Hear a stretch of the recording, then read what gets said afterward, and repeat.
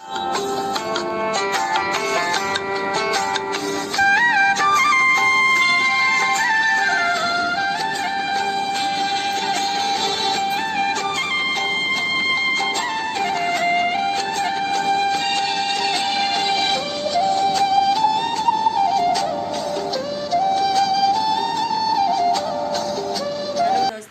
हूँ विभा और स्वागत करती हूँ अपने चैनल विभा तिवारी ब्लॉग्स में।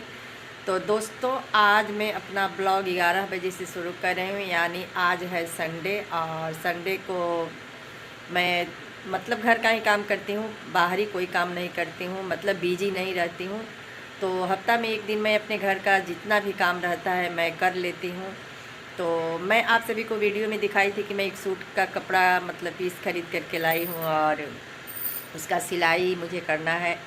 तो दोस्तों, मैं आज जा रही हूँ उसका सिलाई करने। और एक प्रोजेक्ट मैं आप सभी को शेयर की थी जो बाल काला करने का था, तो आज वो भी मैं लगाने वाली हूँ। तो मतलब जो कुछ भी करूँगी मैं आप सभी को शेयर करूँगी, तो बने रहिएगा हमारे साथ। और फ़िलहाल मैं चलती हूँ अपने सूट का सिलाई करने, तो आप लोग हमारे साथ चलिए और मैं सूट का सिलाई करूँगी और आप लोगों से बातें भी। तो देख सकते हैं आप लोग, मैं यहाँ पे मशीन पे बैठ चुकी हूँ और कर रही हूँ सिलाई। तो मैं सिलाई मतलब मैं इसका ट्रेनिंग नहीं ली हूँ, मतलब सीखी नहीं हूँ। और एक बात मैं और आप सभी से बता देना चाहती हूँ कि मेरा जन्म मतलब गांव में हुआ था। और पहले का जो लोग थे उनका सोच ही कुछ अलग था। पहले जो बेटियां थी वो घर से बाहर नहीं निकलती थी और गांव में ही हम लोगों का स्कूल था। और मेरे पापा उस स्कूल के प्रिंसिपल थे, मतलब वो खुद स्कूल बनवाए थे। और मतलब वो हाई स्कूल था कि हमारे गांव की बेटियां कहीं बाहर ना जाएं, चाहे मेरे बेटियां पर हमारे गांव की बेटियों पे कोई नज़र उठा करके नहीं देखे। मतलब आप लोग समझ सकती हैं कि पहले के लोग का सोच कैसा था। अब तो मानिए ज़माना बहुत ही बदल चुका है, बेटियां आज़ाद हैं, घूम रही हैं, अपने मर्जी से जो कुछ मन में आ रहा है कर रही हैं। लेकिन पहले की अपेक्षा आज के ज़माने में जो सोच है माँ बाप का, मुझे अच्छा लगता है। और हम लोगों का जो ज़माना था तो घर से बिल्कुल बाहर नहीं निकलना था, स्कूल जाना था, स्कूल से फिर घर, और घर के अंदर मतलब चार दीवारी में हम लोगों को रहना पड़ता था। किसी के सामने जाने का कोई इजाज़त नहीं था, मतलब बहुत ही पाबंदी में हम लोगों का जीवन बीता है। और एक बात मैं और बता देना चाहती हूँ कि पहले के ज़माने में बेटियाँ मतलब माँ बाप पे बोझ हुआ करती थी। ये बात मतलब किसी को बुरा भी लगेगा, किसी को अच्छा भी लगेगा, मतलब यही सच्चाई है। जो मैंने देखा है, जो मैंने महसूस किया है, वो बातें मैं आप सभी के सामने शेयर कर रही हूँ कि पहले के ज़माने में बेटियाँ बोझ हुआ करती थी। और पहले के ज़माने में माँ बाप लड़का नहीं देखते थे कि हाँ लड़का क्या कर रहा है नहीं कर रहा है।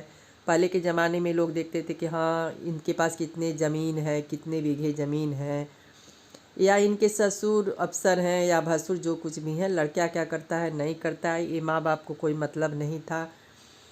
और ससुर भसुर का जो आमदनी था, नौकरी था, मतलब जो कुछ वही देख करके पहले के लोग अपने बेटी को ब्याह देते थे कि अरे इसको खाने का और पहनने का दुख थोड़े होगा। और यही सोच के बेटी अपने ससुराल चली जाती थी। ससुराल जाने के बाद से भाई भाई तो ये निश्चित है कि अलग होगा ही नहीं, आज नहीं तो कल मतलब उन लोगों का बंटवारा होता है। भाई अपना परिवार लेके अपना फैमिली के साथ खुश रहता है और उस लड़की पे क्या गुजरती है ये सब कोई नहीं सोचता है। और उसके बाद से अगर लड़की उस पर आवाज़ उठाती है कि मुझे ये तकलीफ़ है, ये दुख है, हमारे साथ ऐसे हो रहा है वैसे हो रहा है, तो माँ बाप अपनी बेटी की आवाज़ को बंद कर देते हैं। और ये कहकर बंद कर देते हैं कि कोई सुनेगा तो क्या कहेगा, मतलब समाज और इज्जत का उसको दे करके और उसको शांत कर देते थे कि अरे चुप, किसी से मत बताना, नहीं तो कोई सुनेगा तो मेरा। भले बेटी अंदर घूट घूट के जीती है, मरती है, लेकिन माँ बाप को कोई उससे फ़र्क नहीं है। वो अपना नाक ऊंचा करने के लिए, अपने समाज में अपना रुतबा अच्छा बनाने के लिए बेटी को दबा करके रखते थे। तो मतलब जो हकीकत है दोस्तों ये मैं बता रही हूँ, और मैं अपना ब्लॉग मतलब क्या है और क्या क्या मैं आप सभी को सुना रही हूँ। तो मैं यही सोच रही थी, तो मैं सोची थोड़ा आप सभी से शेयर कर दूँ। तो यहाँ पे मैं सूट का सिलाई कर रही थी, तो आप सभी को दिखा चुकी हूँ। तो मैं अपने सूझबूझ से सिलाई सीखी हूँ, और सिलाई में मतलब मैं जो ज़रूरी है वही सिलाई करती हूँ। जैसे सूट वगैरह है उसका मैं सिलाई कर लेती हूँ, और ब्लाउज का सिलाई कर लेती हूँ, पेटीकोट का सिलाई कर लेती हूँ। मतलब जो अपना ज़रूरी है वो मैं सिलाई करके खुद पहनती हूँ। तो यहाँ पे मैं सूट का सिलाई करके पहन चुकी हूँ। तो ये मैं सोची कि क्यों ना आप सभी को शेयर कर दूं। और ये जो प्रोजेक्ट मैं मंगाई थी अपना बाल काला करने के लिए, तो वो भृंगराज का तेल है। तो उसके बारे में मैं बहुत तारीफ़ सुनी थी, तो मैं सोची क्यों ना मैं भी इसे यूज़ कर लूं। और आज मैं फर्स्ट बार उसे लगा रही हूं। मतलब ये जो है हमारे साथ यही लगा रही है मेरे बालों में, क्योंकि मैं अच्छा से अपने से नहीं लगा पाती हूँ। तो इनसे मैं बोली कि थोड़ा ठीक से आप इसे रुई की सहायता से मेरे पूरे बाल में इसको लगा दीजिए। तो वही ये छत पे मतलब धूप में मैं बैठी हूँ, और ये मेरे बालों में वो तेल को लगा रही हैं। तो दोस्तों थोड़ा सा भी फ़र्क अगर नज़र आएगा तो फिर मैं आप सभी को वीडियो में बताऊंगी कि जिनको भी ज़रूरत हो वो इसे लगाएं। अगर कोई फ़ायदा नहीं होगा तो आप लोग मत लगाइएगा, मैं आप सभी से नहीं बताऊंगी। तो वैसे इसका 3 कोर्स है मतलब, तो धीरे धीरे ही मतलब इसका फ़ायदा दिखेगा। फ़िलहाल तो जल्दी कुछ भी नहीं दिखता है, और जल्दी जो दिखता है वो डाई ही करता है अपना काम। और जो डाई है वो बालों को काफ़ी ही क्षति पहुंचाता है। तो मैं आप सभी को भी मना करूंगी कि डाई का इस्तेमाल आप लोग मत करिए। और डाई की वजह से मतलब जो लंबे बाल थे मेरे सब छोटे हो गए। मैं कटवा करके इसको छोटा कर दी हूँ, और टकली जैसा भी मेरा यहाँ पे सब आगे मतलब ऊपर सामने में हो गया है। मतलब बहुत सारे बाल मेरे गिर चुके हैं। तो वही एक थोड़ा थोड़ा बाल करके अपना मेरे सर में मतलब ये तेल लगा रही हैं। और धूप में बैठी हूँ तो अच्छा ही लग रहा है दोस्तों। तो बने रहिएगा आप लोग हमारे चैनल पे, और आगे मतलब जो कुछ भी है मैं आप सभी को शेयर करने वाली हूँ। तो यहाँ पे ये मेरे बालों में तेल लगा चुके हैं, मतलब पूरा लग चुका है। और अब मैं जाने वाली हूँ नीचे। तो दोस्तों फ़ायदा होने पे मैं आप सभी को बताने वाली हूँ। तो बने रहिएगा आप लोग हमारे चैनल पे, और मेरा वीडियो आप सभी को कैसा लग रहा है कमेंट करके बताइएगा। और थोड़ा सा भी अच्छा लगे तो लाइक कर दीजिएगा, शेयर करिएगा। और अच्छा ना लगे तो भी मुझे बताइएगा। तो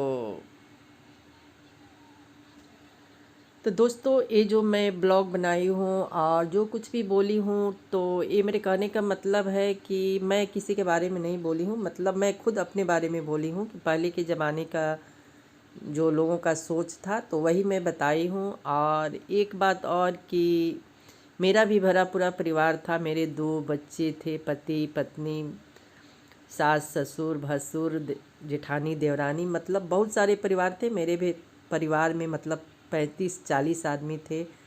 लेकिन सब लोग अब अपने अपने अलग अलग अपने फैमिली के साथ रहते हैं। तो मेरा भी फैमिली था, मेरा भी परिवार था, लेकिन भगवान को शायद मंजूर नहीं था। सब कुछ मेरा बिखर चुका। मेरा छोटा बेटा जो 24 साल का था, उसका पिछला साल 19 नवंबर को उसका डेथ हो गया, मतलब उसका एक्सीडेंट हो गया। और वहीं से मेरे फैमिली का बर्बादी शुरू हुआ। मेरा परिवार बिल्कुल ही बिखर चुका। बड़ा बेटा है वो घर नहीं आता है, उसको यहाँ पे बिल्कुल रहने का मन नहीं करता है।